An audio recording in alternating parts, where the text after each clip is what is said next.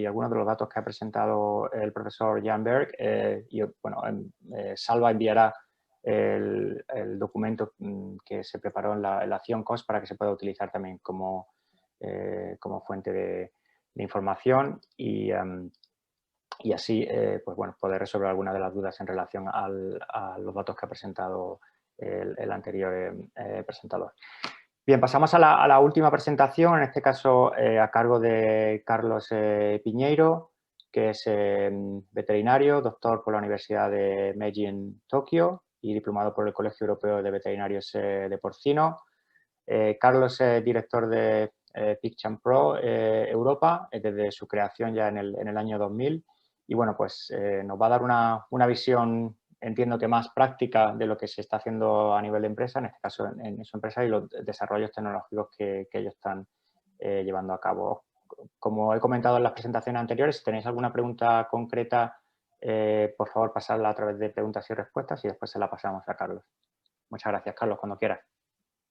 Bien, pues muchas gracias, David, por permitirnos ser parte de esta jornada, ¿no? de mucho interés y poder aportar pues, una visión o una de las visiones posibles desde la empresa, porque al final pues, vamos a ser desde la empresa, desde el sector productivo, los que tenemos que poner todo esto a funcionar, ¿no? De una manera práctica para que esas emisiones de verdad se puedan reducir, pues hay que implementarlas en el día a día, ¿no?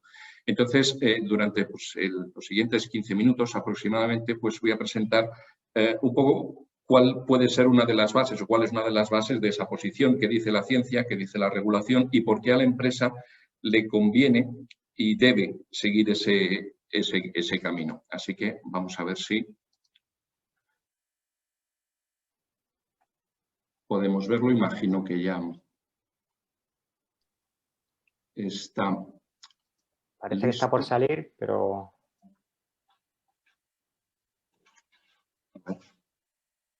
¿Confirmáis cuando esté, por favor? Todavía no se ve. Pone pulse 2 veces para entrar en el modo de pantalla completa. No sé si tienes que pinchar algo más. Vale, ya se... Ahora, perfecto. Perfecto.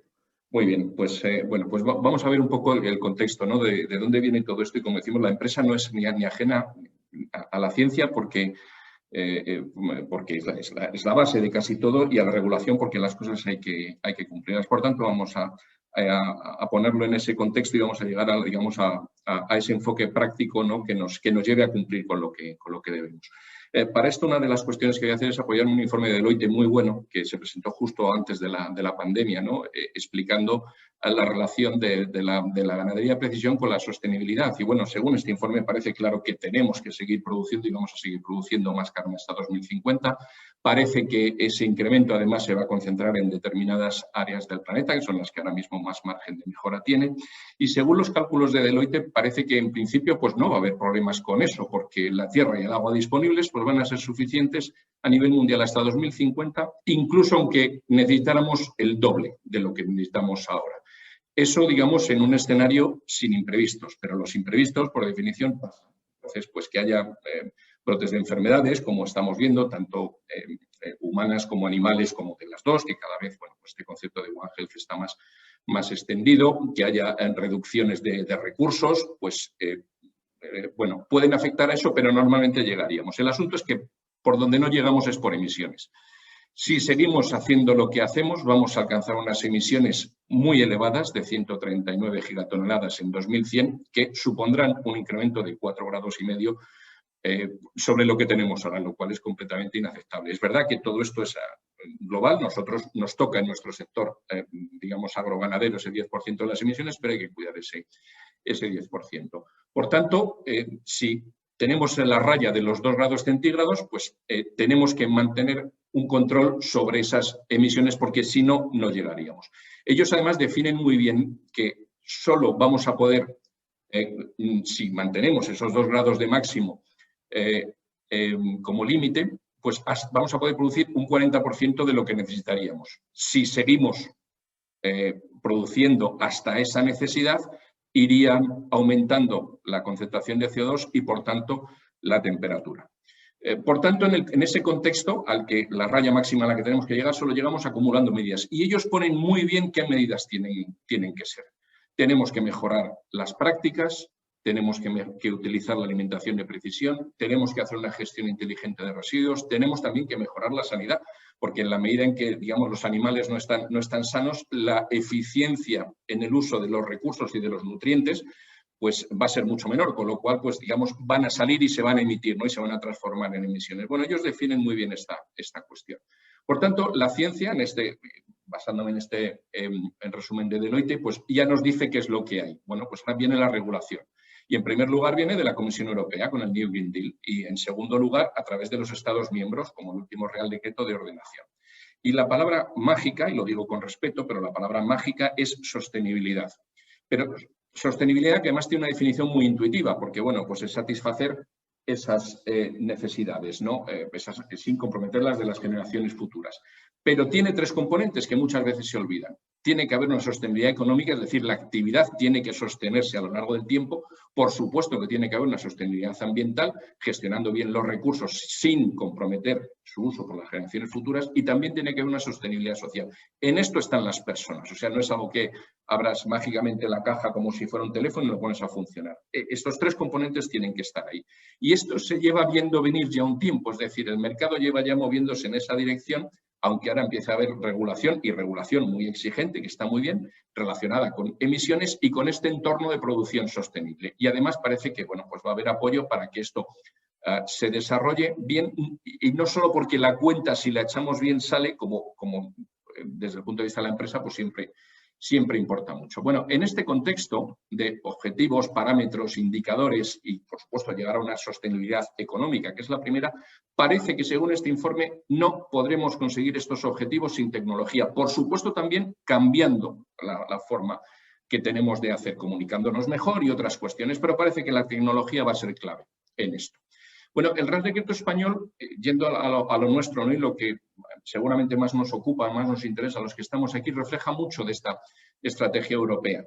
Por supuesto, haciendo referencia principalmente a las emisiones contaminantes, tanto de nitrógeno como de gases de efecto invernadero, y también algunas otras cuestiones, sobre todo en el concepto de MTDs, pero siempre de manera complementaria con las demás, porque no son independientes. Medio ambiente, sanidad, producción no son en absoluto pilares que no se hablan unos con otros. Bueno, de una manera, el Real Decreto está muy bien y es muy concreto, ¿no? En su artículo 10 dice, bueno, las explotaciones de ganado porcino de nueva instalación tienen que cumplir con las MTDs que se especifican en el anexo 7. Estrategia nutricional, que permita reducir el contenido de proteína bruta, muy ligado a las emisiones. En alojamientos, una combinación de técnicas que nos disminuye al menos un 60%. Y en almacenamiento, lo mismo, al menos un 80% con respecto a la técnica de referencia. Y es muy interesante cuando hablamos de alimentación, porque en el propio BREF, casi ya en la primera versión, pues no solo hablaba de la importancia de la alimentación a este respecto, reduciendo el contenido de proteína bruta con alimentación multifases, incluso da una escala que es muy interesante. Cuando la lees unos años después, te dice las reducciones potenciales utilizando alimentación por fases de 2 fases hasta 10, de 3-4 fases hasta el 20%, pero algo que yo creo que en aquella época, porque de esto hace pues entre 10 y 15 años de las primeras versiones, hablaba ya de daily adjustment, es decir, de ajuste diario que permite hasta un 40%. En aquel momento no había ni tecnología ni nada que permitiera en esta forma de hacer, pero ya te está diciendo que podía llegarse hasta el 40%. Y en una granja de nueva construcción que cumpla requisitos, bueno, pues parece que lo que hay que hacer es aprovechar todas y cada una de las fases de la cadena lo mejor que podamos.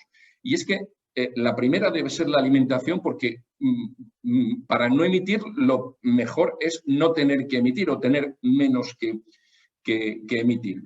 Por tanto, empezar ahorrando ya es un gran comienzo, ¿no? Y mucho más, y después, como veremos, pues se relaciona con la sostenibilidad económica del sector. Bueno, hasta ese 40% de alojamientos, dependiendo de la fase, entre un 40 y un 60 y tantos por ciento, y en almacenamiento, depende si cubrimos porque sea nuevo o bien utilizamos alguna técnica, está un 90%. Pero parece que, como digo, no hay una sola técnica que digas, bueno, es que ya pongo esta y se acabó. sino que deben irse apoyando unas con otras. A mí me gustó siempre desde el principio la teoría de la cadena, ¿no? En el sentido de decir, vamos a hacerlo lo mejor posible en cada fase y no vamos a perder en las siguientes lo que hayamos ganado antes. Y parece que sin las técnicas de alimentación de precisión va a ser muy complicado alcanzar los valores exigidos por el Real Decreto. Bueno, lo bueno es que la alimentación electrónica y de precisión, porque no son lo mismo aunque puedan parecerlo, es decir, alimentar de manera electrónica automática a los animales es una cosa y hacer alimentación de precisión además es otra, en el sentido de poder combinar fases. Bueno, todo esto lleva definido más de 3 décadas. El problema es que estaba definido en la teoría y no se podía llevar a la práctica. Alimentar a los animales en base a las necesidades según su edad y su estado fisiológico, cualquier persona con un poco de sentido común y que esté en el sector entiende. Y también se sabe que normalmente los nutricionistas formulan en exceso porque tienen que cubrir las necesidades de los animales que más piden y los demás se llevan la propina, por así decirlo. De hecho, en este gráfico de la derecha se ven cómo están habitualmente alimentadas cerdas en gestación, es similar para otras fases productivas, y normalmente, como hay que atender los animales que más piden, por ejemplo, a las primerizas que están creciendo y además, pues al final de la gestación, pues hay que formular para ellas, bueno, pues las otras multíparas en diferentes estadios, pues se van a llevar toda la propina, todo lo que está en azul oscuro, son excesos por encima del 20% de las necesidades de esos animales. Todo esto era imposible aplicar en la práctica hasta ahora y teníamos un componente económico muy relevante, porque en la medida en que nos vamos acercando a las necesidades de los animales sin derrochar, bueno, pues parece obvio, si no derrochamos nutrientes, no derrochamos el coste que esos nutrientes tienen y, por tanto, también abaratamos el coste del pienso, ¿no? Bueno, parece que no solo en las fases de reproductoras, sino en las fases de lechoneras e engorde, donde más volumen hay, porque siempre está ahí, es mucho más interesante ponerle atención. Y parece que los últimos trabajos cuantifican muy bien su impacto. Cándido Pomar, que es un español que lleva un montón de años en Canadá trabajando en esto, pues pone números muy serios, ¿no? Da una reducción del coste de producción relacionado con la alimentación hasta el 10%, la reducción de la ingesta de proteína y fósforo hasta el 25% y de la excreción hasta en un 40%, ¿no? Y que también afecta a las emisiones de gases de efecto invernadero. Estos sistemas, como el vídeo que ven a la derecha, lo que hace es mezclar todos los días 2 piensos, de tal manera que podamos ajustarnos a las necesidades de esos animales sin derrochar. En este caso, la unidad no es el animal individual como en reproductoras, sino que es el corral. Pero el corral, digamos, de animales de determinadas características. No debemos considerar toda la nave como, digamos, un solo cerdo, por así decirlo, porque tenemos más grandes, más pequeños, tenemos castrados, podemos tener enteros de una genética, de otra. Bueno, si podemos atender esa variabilidad individual, mucha de esa ventaja viene por ahí, ¿no? Por tanto, estos sistemas ya están, como ven, en el mercado y es algo que bueno, pues está directamente alineado con el Real Decreto, ¿no? De cómo conseguirlo. Bien, me interesa también señalar además que es que la eficiencia productiva y medioambiental van unidas. Este es un trabajo de Durmont, ¿no? del INRA, dentro de los primeros trabajos que se hacían con el LCA, ¿no? El análisis del ciclo de vida. Y ellos compararon 4 tipos de producción, digamos la convencional, eficiente, con algunas mejoras de lo que entonces no era necesario por el bienestar, lo que ellos llaman adapted conventional, granjas familiares y granjas ecológicas. Bueno, pues la producción, como es de esperar, es proporcional a la sofisticación de la granja, por así decirlo. Más destetados, mejores conversiones, mejores pesos de sacrificio, etc. Pero lo más interesante es que cuando veíamos el impacto por kilo de peso producido en equivalentes de CO2, en eutroficación, en acidificación y en demanda de energía, pues era también proporcional a esa eficiencia. Es decir, cuanto más eficiente era la granja, menos emitía y menos impacto en todos los indicadores ambientales habituales tenía, ¿no? Con lo cual esa correlación es muy interesante. Y bueno, para terminar también un metaanálisis muy reciente, ¿no? de Wang et al. Del año 2019, donde revisan un montón de trabajos viendo qué impacto tienen el trabajo en la dieta. Ellos además compararon viendo cuando reducías proteína, cuando utilizabas enzimas, cuando utilizabas materias primas fermentadas o bien otros aditivos, tipo probióticos, etcétera, que también están recogidos en el BREF. Bueno, el trabajo es amplísimo, ¿no? Hasta 1.580 comparaciones de esos 245 trabajos, además de todo el mundo, ¿no? Tanto Unión Europea como China, Estados Unidos y otros, ¿no? El impacto en la disminución de emisiones digamos, a través de la alimentación es enorme, ¿no? De hecho, cuando vemos que la reducción de proteína bruta y otros aditivos es lo que más y además de manera significativa lo que da. Y a este respecto, además me resultó interesante, no es una referencia mía, por favor, no tomen la inmodestia que no va por ahí, sino que este trabajo es parte, uno de los que ellos han considerado, es uno de los trabajos que el Ministerio ya empezó a hacer en su momento cuando se estaba discutiendo las primeras versiones del BREF para ver, bueno, y esto efectivamente funciona y cuánto cuesta y cómo va. Bueno, parece que los trabajos que se sacaron de aquí van en la línea, ¿no?, de lo que esta gente con este metaanálisis ha hecho, ¿no? Por tanto, que es efectivo está claro y que además no tiene por qué afectar a los costes e incluso beneficiarlos también. Y todo esto, además, y lo remarco aquí, casi escrito a mano, sin alimentación de precisión, porque ellos han mirado el trabajo de los últimos años, donde estas tecnologías que yo he explicado todavía no estaban aquí. Este ajuste diario todavía no estaba aquí. Por tanto, bueno, las conclusiones yo creo que casi son inmediatas a este respecto. Que estamos en un cambio de paradigma del modelo productivo, sin duda, determinado por la ciencia, la regulación y el mercado. Que dentro de las MTDs que hay, la alimentación de precisión es un gran comienzo, porque te quita mucho de lo que luego ya no tienes que eliminar y, por tanto, en condiciones para ser bien recibida por el sector, porque combina esa sostenibilidad económica con la ambiental, con la social y siempre combinada con el resto de MTDs, de alojamientos, de almacenamiento y de esparcido, ¿no? Por tanto, si estamos buscando esa sostenibilidad global basada en los tres componentes, pues desde luego que este es un buen principio. Y desde luego hay más, ¿no? Pero si intentamos ser prácticos y hacer algo que sirva para algo a gran escala y además facilitar un poco su entrada en el sector siguiendo las rutinas de alimentar bien los animales, ser efectivos y cumplir con la regulación, pues desde luego parece que esto cumple con muchos de esos requisitos, ¿no?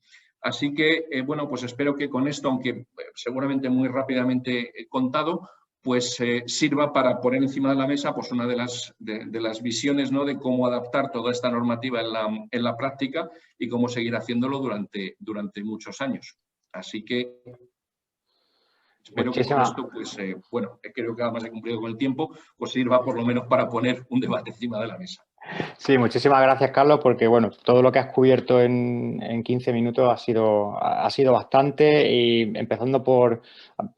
Yo me alegro que haya empezado con la cifra del 2050, sobre todo una semana después de que se presentase el documento España 2050, en el que desgraciadamente una de las líneas que se apuntaban era la reducción del consumo de carne, que bueno, que es una sugerencia aparte de vaga, que muestra un desconocimiento enorme del sector primario en España y lo que se está haciendo, y prueba de ello es parte de lo que tú has mostrado.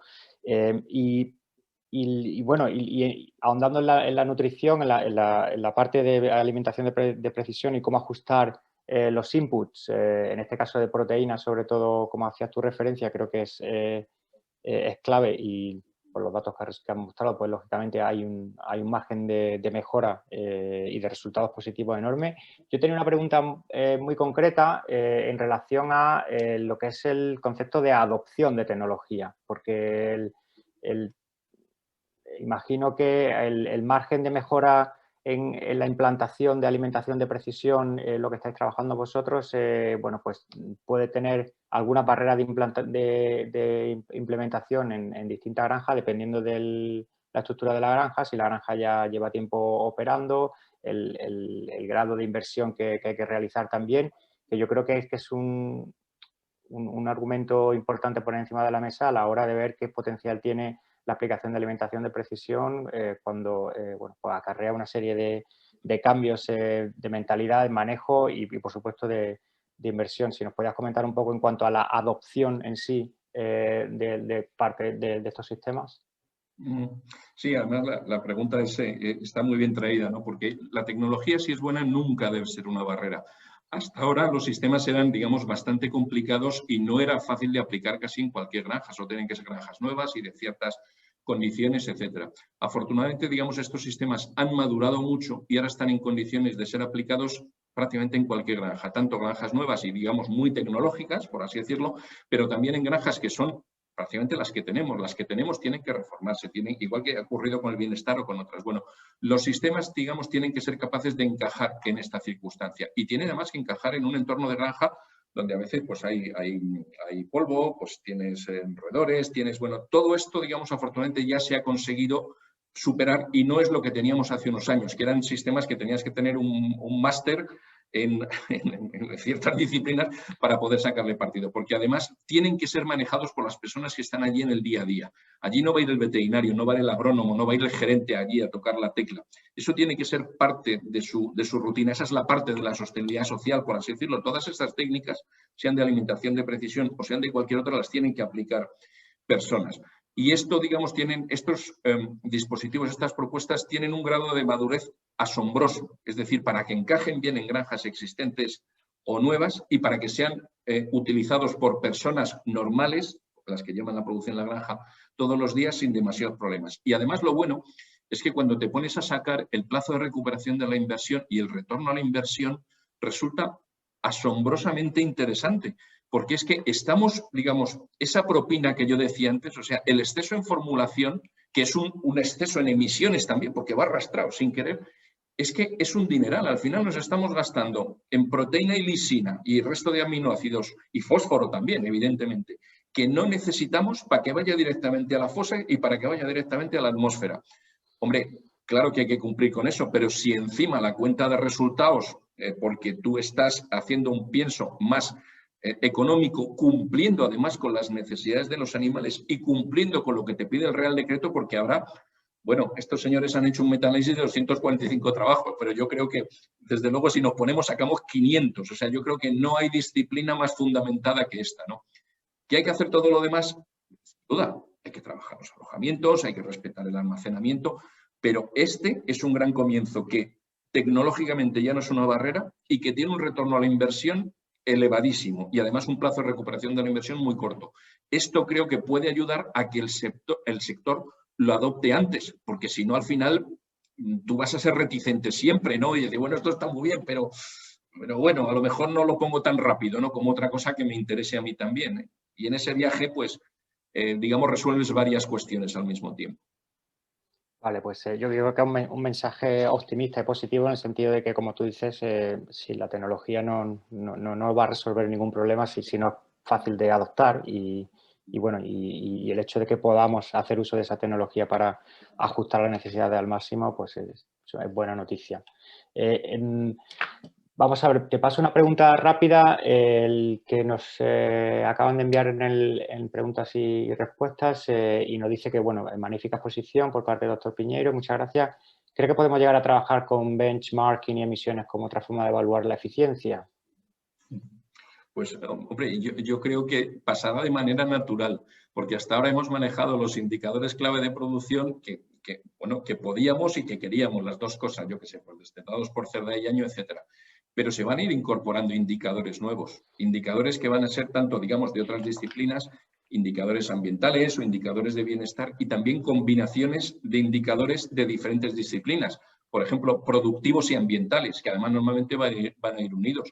Yo creo que ahí el paso, digamos, seguramente tenga que venir promovido por las instituciones como pues no sé, como el BDPOR, por ejemplo, que lleva haciendo un trabajo estupendo durante muchos años a la hora de hacer benchmarking de productivos y tal, pues a lo mejor hay que ir metiendo otros indicadores de sostenibilidad que también, digamos, no solo van a animar al sector, sino que van a reflejar un poco o van a cuantificar un poco esos beneficios, ¿no? Entonces, yo creo que es muy probable que pase y además me parece que no va a ser demasiado complicado con un poco de conocimiento y un poco hasta de arte, ponerlos como, pues eso, como otro incentivo más. O sea que yo estoy convencido que pasará y probablemente más a corto o medio que otra cosa. Muy bien, pues muchas gracias, Carlos. Gracias por las preguntas también. Si te parece, Salva, cerramos esta primera sesión aquí y dejamos cuestiones más generales para el debate final, porque ya no hemos pasado un poco de tiempo antes del descanso y, bueno, pues te quedas tú a cargo ahora. Gracias. Me parece Gracias, bien. Carlos. De hecho, Muchas gracias, David, por la moderación y a los tres ponentes. En efecto, tenemos un tiempo bastante amplio a partir de las 12. Hemos acumulado un poquitín de retraso, pero yo creo que ha valido la pena. Aunque el programa ponía que el segundo bloque empezaba a las 11, a las 10:45, como veis ahí en la presentación, que entiendo que está haciendo, volvemos, si os parece, a las 11 con este segundo bloque y así tenemos un ratito de descanso, que en los webinars también hay que descansar y tomarse el café. ¿Vale? Pues nada, lo dejamos aquí hasta las 11.